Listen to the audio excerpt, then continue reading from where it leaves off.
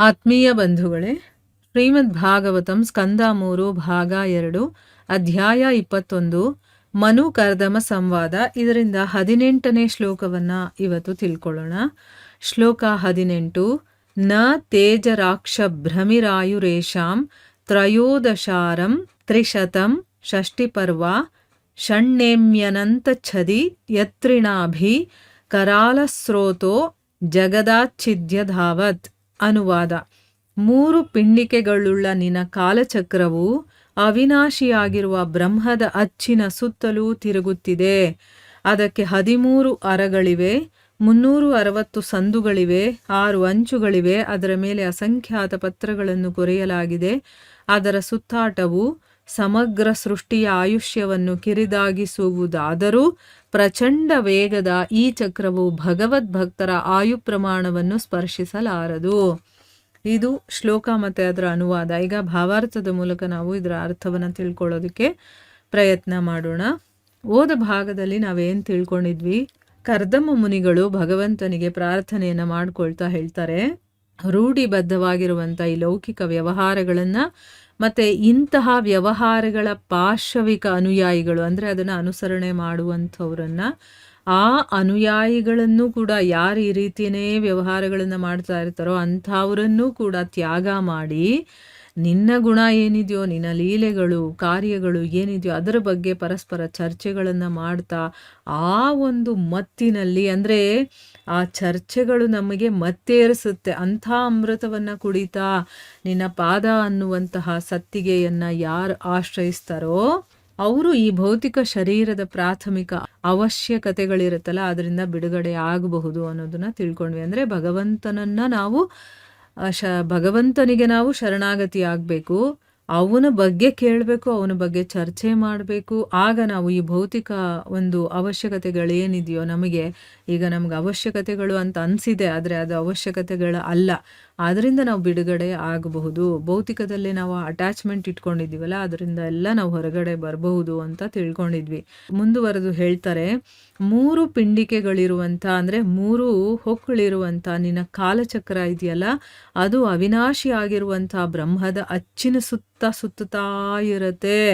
ಅದಕ್ಕೆ ಏನೇನಿದೆ ಅಂತ ಇಲ್ಲಿ ಹೇಳ್ತಾ ಇದ್ದಾರೆ. ಕಾಲಚಕ್ರ ಅನ್ನೋದು ನಮ್ಮನ್ನೆಲ್ಲ ಆಡಿಸ್ತಾ ಇರೋದು ಅಂತ ಎಷ್ಟೋ ಸರಿ ನಾವು ಕೇಳಿದ್ದೀವಿ ಹೇಳೋದನ್ನು. ಅಂದರೆ ಎಲ್ಲರೂ ಹುಟ್ಟು ಸಾವಿಗೆ ಒಳಗಾಗಬೇಕಾಗತ್ತೆ ಅಂತ ಅರ್ಥ. ಆಮೇಲೆ ಆ ಒಂದು ಕಾಲಚಕ್ರಕ್ಕೆ ಏನೇನೆಲ್ಲ ಇದೆ, ಅದನ್ನು ಏನಂತ ಕರೀತಾರೆ ಅಂತ ತಿಳ್ಕೊಳ್ಳೋಣ. ಅದಕ್ಕೆ 13 ಅರಗಳಿವೆ, ಅಂದರೆ ಹಲ್ಲುಗಳು ಇರುತ್ತಲ್ಲ ಅದು 13 ಇದೆ. 360 ಸಂದುಗಳಿದೆ. ಅದಕ್ಕೆ 6 ಅಂಚುಗಳಿದೆ. ಅದರ ಮೇಲೆ ಬೇಕಾದಷ್ಟು ಪತ್ರಗಳನ್ನು ಕೊರೆದಿದ್ದಾರೆ. ಅದರ ಸುತ್ತಾಟ ಅಂದರೆ ಭ್ರಮಣ, ಅಂದರೆ ಹುಟ್ಟು ಸಾವು ಅಂತ ಭ್ರಮಣದಲ್ಲಿರುತ್ತಲ್ಲ, ಅದು ಸಮಗ್ರ ಸೃಷ್ಟಿಯ ಆಯುಷ್ಯವನ್ನು ಕಡಿಮೆ ಮಾಡಿದ್ರೂ ಕೂಡ ಪ್ರಚಂಡ ವೇಗವಾಗಿರುವಂತಹ ಈ ಚಕ್ರ ಇದೆಯಲ್ಲ, ಇದು ಭಗವದ್ ಭಕ್ತರು ಇರ್ತಾರಲ್ಲ ಅವರ ಆಯು ಪ್ರಮಾಣವನ್ನು ಸ್ಪರ್ಶ ಕೂಡ ಮಾಡೋದಿಲ್ಲ. ಈಗ ನಾವು ಬೇಕಾದಷ್ಟು ಸ್ಟೋರಿಗಳಲ್ಲಿ ಅಥವಾ ಚರಿತ್ರೆಗಳಲ್ಲಿ ಇದನ್ನು ತಿಳ್ಕೊಂಡಿರ್ತೀವಿ. ಕಾಲಚಕ್ರ ಕೂಡ ಭಗವಂತನ ಭಕ್ತರನ್ನ ಏನೂ ಮಾಡೋದಕ್ಕಾಗೋದಿಲ್ಲ, ಸಾವನ್ನೇ ಗೆದ್ದು ಬರ್ತಾರೆ ಅಲ್ವಾ. ಭಕ್ತಿಯ ಮುಂದೆ ಅದೆಲ್ಲ ಏನೂ ನಡೆಯೋದಿಲ್ಲ. ಅದಕ್ಕೆ ಭಗವದ್ ಭಕ್ತರನ್ನ ಈ ಕಾಲಚಕ್ರ ಅನ್ನೋದು ಕೂಡ ಏನು ಸ್ಪರ್ಶ ಮಾಡೋದಕ್ಕೆ ಸಾಧ್ಯ ಇಲ್ಲ ಅಂತಂದ್ಬಿಟ್ಟು ಇಲ್ಲಿ ಹೇಳ್ತಾ ಇದ್ದಾರೆ. ಸೊ ಈಗ ಭಾವಾರ್ಥದಲ್ಲಿ ಗುರುಗಳೇನು ಹೇಳಿದ್ದಾರೆ ಅಂತ ತಿಳ್ಕೊಳ್ಳೋಣ. ಕಾಲದ ಪ್ರಭಾವವು ಭಕ್ತರ ಜೀವನ ಪ್ರಮಾಣಕ್ಕೆ ಪರಿಣಾಮವನ್ನು ಬೀರದು. ಸ್ವಲ್ಪ ಮಾತ್ರ ಭಕ್ತಿ ಸೇವೆ ಸಲ್ಲಿಸುವುದರಿಂದ ಮಹತ್ತರವಾದ ಅಪಾಯದಿಂದ ರಕ್ಷಣೆ ದೊರೆಯುವುದೆಂದು ಭಗವದ್ಗೀತೆಯಲ್ಲಿ ಹೇಳಲಾಗಿದೆ. ಒಂದು ದೇಹದಿಂದ ಇನ್ನೊಂದು ದೇಹಕ್ಕೆ ಆತ್ಮನು ಸ್ಥಾನಾಂತರಗೊಳ್ಳುವುದೇ ಮಹತ್ತರವಾದ ಅಪಾಯವಾಗಿರುತ್ತದೆ ಮತ್ತು ಈ ಪ್ರಕ್ರಿಯೆಯನ್ನು ಭಗವಂತನ ಭಕ್ತಿ ಸೇವೆ ಮಾತ್ರವೇ ತಡೆಯಬಲ್ಲದು. ನೋಡಿ, ಇಲ್ಲೇನು ಹೇಳ್ತಾ ಇದ್ದಾರೆ ಗುರುಗಳು, ಈ ಕಾಲದ ಪ್ರಭಾವ ಅನ್ನೋದಿದೆಯಲ್ಲ ಅದು ಸಾಮಾನ್ಯ ಜನರ ಜೀವನಕ್ಕೆ ಅದು ಪರಿಣಾಮ ಬೀರುತ್ತೆ, ಆದರೆ ಭಕ್ತರ ಜೀವನ ಪ್ರಮಾಣಕ್ಕದು ಪರಿಣಾಮವನ್ನು ಬೀರೋದಿಲ್ಲ. ಈಗ ಸ್ವಲ್ಪ ನಾವು ಭಗವಂತನಿಗೆ ಪ್ರೀತಿಸೋದು, ಭಕ್ತಿ ಮಾಡೋದು, ಅವನ ಬಗ್ಗೆ ಕೇಳೋದು, ಹೇಳೋದು, ಇದರಲ್ಲಿ ನಾವು ತೊಡಗೋದ್ರಿಂದ ನಮಗೆ ದೊಡ್ಡ ಅಪಾಯದಿಂದ ರಕ್ಷಣೆ ಸಿಗುತ್ತೆ ಅಂತ ಭಗವದ್ಗೀತೆಯಲ್ಲಿ ಭಗವಂತ ಸ್ವಯಂ ಹೇಳಿದ್ದಾನೆ. ಈಗ ಅಂಥ ಒಂದು ದೊಡ್ಡ ಅಪಾಯ ಯಾವುದಪ್ಪ ಅಂತಂದ್ರೆ, ಒಂದು ದೇಹದಿಂದ ಇನ್ನೊಂದು ದೇಹಕ್ಕೆ ನಾವು ಸ್ಥಾನಾಂತರಗೊಳ್ತೀವಲ್ವಾ, ಅಂದ್ರೆ ಈ ದೇಹವನ್ನ ಬಿಟ್ಟು ಇನ್ನೊಂದು ದೇಹಕ್ಕೆ ಹೋಗ್ತೀವಲ್ವಾ, ಅದೇ ನಮಗಿರುವಂಥ ದೊಡ್ಡ ಅಪಾಯ. ಆ ಅಪಾಯದಿಂದ ಹೊರಗಡೆ ಬರಬೇಕು ಅಂತಂದ್ರೆ ಅದಕ್ಕಿರುವಂಥ ಒಂದೇ ಒಂದು ಮಾರ್ಗ ಅಂತಂದ್ರೆ ಅದು ಭಗವಂತನ ಭಕ್ತಿ ಸೇವೆ ಮಾತ್ರ ಅಂತ ಹೇಳಿದ್ದಾರೆ. ವೇದ ಸಾಹಿತ್ಯದಲ್ಲಿ ಹರಿಂ ವಿನಾನ ಶ್ರುತಿಂ ತರಂತಿ ಅಂದ್ರೆ ಅರ್ಥ ಏನು? ಭಗವಂತನ ಕೃಪೆ ಇಲ್ಲದೆ ಒಬ್ಬ ಮನುಷ್ಯ ಜನನ ಮರಣಗಳ ಚಕ್ರವನ್ನ ತಡೆಯೋಕ್ಕಾಗೋದಿಲ್ಲ ಅಂತ ಹೇಳ್ತಾರೆ.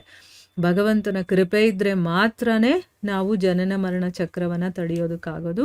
ಸೊ ಭಗವದ್ಗೀತೆಯಲ್ಲಿ ಹೇಳಿರುವುದು ಏನೆಂದರೆ, ಭಗವಂತನ ಆವಿರ್ಭಾವ ಮತ್ತೆ ಅದೃಶ್ಯ, ಅವನ ದಿವ್ಯ ಸ್ವಭಾವ ಮತ್ತೆ ಅವನ ಲೀಲೆಗಳನ್ನ ತಿಳಿಯೋದರಿಂದ ಮಾತ್ರವೇ ಒಬ್ಬನು ಮರಣಚಕ್ರವನ್ನು ತಡೆಯಬಹುದು ಹಾಗೂ ಭಗವಂತನ ಕಡೆಗೆ ಹಿಂದೆರಳಬಹುದು.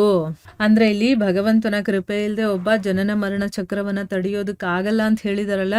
ಭಗವದ್ಗೀತೆಯಲ್ಲಿ ಏನ್ ಹೇಳಿದ್ದಾರೆ ಅಂತಂದ್ರೆ, ಭಗವಂತ ಆವಿರ್ಭಾವವಾಗೋದು ಅಂದ್ರೆ ಭಗವಂತ ಇಲ್ಲಿ ಪ್ರಕಟನಾಗ್ತಾನಲ್ಲ ಅದು, ಮತ್ತು ಅವನು ಅದೃಶ್ಯನಾಗೋದು, ಅವನ ದಿವ್ಯ ಸ್ವಭಾವಗಳೇನು ಮತ್ತು ಅವನ ಲೀಲೆಗಳೇನು, ಇದನ್ನೆಲ್ಲ ತಿಳ್ಕೊಳ್ಳೋದ್ರಿಂದಾನೇ ಒಬ್ಬ ಈ ಮರಣದ ಚಕ್ರವನ್ನ ತಡೆಯೋದಕ್ಕಾಗೋದು ಮತ್ತೆ ಭಗವಂತನ ಕಡೆಗೆ ನಾವು ಹಿಂದಿರುಗೋಕ್ಕಾಗೋದು.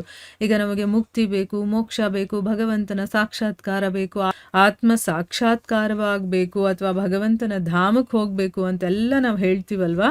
ಹಾಗೆಲ್ಲ ಆಗ್ಬೇಕು ಅಂತಂದ್ರೆ ಏನ್ ಮಾಡ್ಬೇಕು ಅಂತ ಭಗವದ್ಗೀತೆಯಲ್ಲಿ ಸ್ವಯಂ ಭಗವಂತನೇ ಹೇಳಿದಾನೆ. ಏನು? ಅವನು ಹೇಗೆ ಇಲ್ಲಿ ಅವತಾರವನ್ನ ತಗೊಳ್ತಾನೆ, ಹೇಗೆ ಅದೃಶ್ಯನಾಗ್ತಾನೆ, ಇಲ್ಲಿ ಏನೇನೆಲ್ಲ ಲೀಲೆಗಳನ್ನು ಮಾಡ್ತಾನೆ, ಅವನ ಸ್ವಭಾವ ಏನು, ಹೇಗೆ, ಅದೆಲ್ಲವನ್ನ ಯಾರು ಒಬ್ಬ ತಿಳ್ಕೊಳ್ತಾನೋ ಅದರಿಂದ ನಾವು ಈ ಮರಣ ಚಕ್ರವನ್ನ ತಡಿಬಹುದು ಅಥವಾ ಭಗವಂತನ ಹತ್ರಕ್ಕೆ ಹೋಗ್ಬೋದು ಅನ್ನೋದನ್ನ ಇಲ್ಲಿ ಹೇಳ್ತಾ ಇದ್ದಾರೆ. ಕಾಲತತ್ವವು ಕ್ಷಣಗಳು, ಗಂಟೆಗಳು, ಮಾನಗಳು, ವರ್ಷಗಳು, ಅವಧಿಗಳು, ಋತುಗಳು ಇತ್ಯಾದಿ ಅನೇಕ ಭಾಗಗಳಾಗಿ ವಿಭಜಿತವಾಗುತ್ತದೆ. ಈ ಶ್ಲೋಕದಲ್ಲಿ ಬಂದಿರುವ ಎಲ್ಲ ವಿಭಾಗಗಳು ವೇದ ಸಾಹಿತ್ಯದ ಖಗೋಳದ ಲೆಕ್ಕಕ್ಕೆ ಅನುಸಾರವಾಗಿ ನಿರ್ಧಾರಗೊಂಡಿದೆ. ಅಂದ್ರೆ ಇಲ್ಲಿ ಕಾಲತತ್ವವನ್ನ ಯಾವ ರೀತಿ ವಿಭಾಗ ಮಾಡಿದ್ದಾರೆ ಅನ್ನೋದ್ರ ಬಗ್ಗೆ ಹೇಳ್ತಾ ಇದ್ದಾರೆ. ಅದನ್ನ ಕ್ಷಣಗಳಾಗಿ, ಗಂಟೆಗಳಾಗಿ, ಮಾಸಗಳು, ವರ್ಷಗಳು, ಅವಧಿಗಳು, ಋತುಗಳು, ಈ ರೀತಿ ಬೇರೆ ಬೇರೆ ವಿಭಾಗಗಳಾಗಿ ವಿಭಜಿತವಾಗಿರುತ್ತದು. ಈ ಒಂದು ಶ್ಲೋಕದಲ್ಲಿ ಬಂದಿರುವಂಥ ಈ ವಿಭಾಗಗಳು ಯಾರೋ ಒಬ್ಬ ವ್ಯಕ್ತಿ ಮಾಡಿರುವಂಥದ್ದಲ್ಲ, ವೇದ ಸಾಹಿತ್ಯದ ಖಗೋಳದ ಲೆಕ್ಕಕ್ಕನುಸಾರವಾಗಿದ್ದು ನಿರ್ಧಾರ ಆಗಿರುವಂಥದ್ದು. 6 ಋತುಗಳಿವೆ ಮತ್ತು 4 ತಿಂಗಳುಗಳ ಅವಧಿಯ ಚಾತುರ್ಮಾಸ್ಯವಿದೆ. 4 ತಿಂಗಳ 3 ಅವಧಿಗಳು ಒಂದು ವರ್ಷವನ್ನು ಪೂರ್ಣಗೊಳಿಸುತ್ತದೆ. ಅಂದ್ರೆ ಅರ್ಥ ಏನು? 6 ಋತುಗಳು ನಮಗೆಲ್ಲ ಗೊತ್ತಿರುವಂಥದ್ದೇ. 4 ತಿಂಗಳುಗಳ ಅವಧಿಯ ಚಾತುರ್ಮಾಸ್ಯವಿದೆ. ಅಂದರೆ 4 ತಿಂಗಳಾಗಿ ಅದನ್ನು ಡಿವೈಡ್ ಮಾಡಿದ್ದಾರೆ. 4 ತಿಂಗಳ 3 ಅವಧಿಗಳಿದೆ. 4ನ್ನ 3 ಸರಿ ಹಾಕಿದ್ರೆ ಆಗ 12, ಅಂದರೆ ಒಂದು ವರ್ಷ ಪೂರ್ಣವಾಗುತ್ತೆ ಅಂತ ಅರ್ಥ. ವೈದಿಕ ಖಗೋಳದ ಲೆಕ್ಕಾಚಾರದಂತೆ 13 ತಿಂಗಳುಗಳು ಇರುತ್ತವೆ. 13ನೆಯ ತಿಂಗಳನ್ನು ಅಧಿಮಾಸ ಅಥವಾ ಮಲಮಾಸ ಎಂದು ಕರೆಯುವರು ಮತ್ತು ಇದನ್ನು ಪ್ರತಿ 3 ವರ್ಷಕ್ಕೊಮ್ಮೆ ಕೂಡಿಸಿಕೊಳ್ಳುವರು. ಹೇಗಿದ್ದರೂ ಈ ಕಾಲತತ್ವವು ಭಕ್ತರ ಆಯು ಪ್ರಮಾಣವನ್ನು ಸ್ಪರ್ಶಿಸಲಾರದು. ಇದನ್ನೆಲ್ಲ ವೈದಿಕ ಖಗೋಳ ಲೆಕ್ಕಾಚಾರದ ಹಾಗೆಯೇ ಇದನ್ನೆಲ್ಲ ಮಾಡಿರುವಂಥದ್ದು. ಆದರೆ ಲೆಕ್ಕಾಚಾರದ ಪ್ರಕಾರ ಏನು ಅಂತಂದರೆ 13 ತಿಂಗಳಿರುತ್ತೆ, 12 ತಿಂಗಳಿಲ್ಲ, 13. 13ನೇ ತಿಂಗಳಿರುತ್ತಲ್ಲ ಅದನ್ನು ಅಧಿಮಾಸ ಅಥವಾ ಮಲಮಾಸ ಅಂತ ಕರೀತಾರೆ. ಅಂದರೆ ಅಧಿಕ ಮಾಸ ಅಂತ ನಾವು ಹೇಳ್ತೀವಿ ನೋಡಿ, ಆ ರೀತಿ ಅಧಿಮಾಸ ಅಂತ ಬರುತ್ತೆ. ಇದು ಪ್ರತಿ 3 ವರ್ಷಕ್ಕೊಂದ್ಸರಿ ಏನು ಮಾಡ್ತಾರೆ, ಇದನ್ನು ಕೂಡಿಸ್ಕೊಳ್ತಾರೆ ಅಂತ ಹೇಳಿದ್ದಾರೆ. ಹೇಗಾದರೂ ಆಗಿರಲಿ ಈ ಕಾಲಚಕ್ರ ಎಲ್ಲರ ಮೇಲೂ ಪ್ರಭಾವ ಬೀರಿದ್ರೂ ಕೂಡ ಭಕ್ತರ ಒಂದು ಆಯು ಪ್ರಮಾಣವನ್ನು ಅದು ಸ್ಪರ್ಶ ಮಾಡೋದಿಲ್ಲ. ಸೂರ್ಯನು ಮೂಡುವಾಗ ಮತ್ತು ಮುಳುಗುವಾಗ ಅವನು ಎಲ್ಲ ಜೀವಿಗಳ ಆಯುಷ್ಯವನ್ನು ಕೊಂಡೊಯ್ಯುವನೆಂದು ಇನ್ನೊಂದು ಶ್ಲೋಕದಲ್ಲಿ ಹೇಳಲಾಗಿದೆ. ಆದರೆ ಅವನು ಭಕ್ತಿ ಸೇವೆಯಲ್ಲಿ ನಿರತರಾದವರ ಪ್ರಾಣವನ್ನು ಕೊಂಡೊಯ್ಯಲಾರನು. ಕಾಲವನ್ನು ಇಲ್ಲಿ ದೊಡ್ಡದೊಂದು ಚಕ್ರಕ್ಕೆ ಹೋಲಿಸಲಾಗಿದೆ. ಅದಕ್ಕೆ 360 ಸಂದುಗಳಿವೆ. 6 ಋತುಗಳ ರೂಪದಲ್ಲಿ 6 ಅಂಚುಗಳಿವೆ ಮತ್ತು ಕ್ಷಣಗಳ ರೂಪದಲ್ಲಿ ಅಸಂಖ್ಯಾತ ಪತ್ರಗಳಿವೆ. ಅದು ಚಿರಾಯುವಾಗಿರುವ ಬ್ರಹ್ಮದ ಆಧಾರದಲ್ಲಿ ಸುತ್ತುತ್ತದೆ. ಅಂದರೆ ಇಲ್ಲಿ ಸೂರ್ಯ ಹುಟ್ಟಬೇಕಾದ್ರೆ ಮತ್ತೆ ಮುಳುಗ್ತಾನಲ್ಲ, ಅವಾಗ ಅವನೇನು ಮಾಡ್ತಾನೆ, ಪ್ರತಿಯೊಬ್ಬ ಜೀವಿಯ ಆಯುಷ್ಯವನ್ನು ತಗೊಂಡು ಹೋಗ್ತಾನೆ ಅಂತ ಇನ್ನೊಂದು ಶ್ಲೋಕದಲ್ಲಿ ಹೇಳಿದ್ದಾರೆ.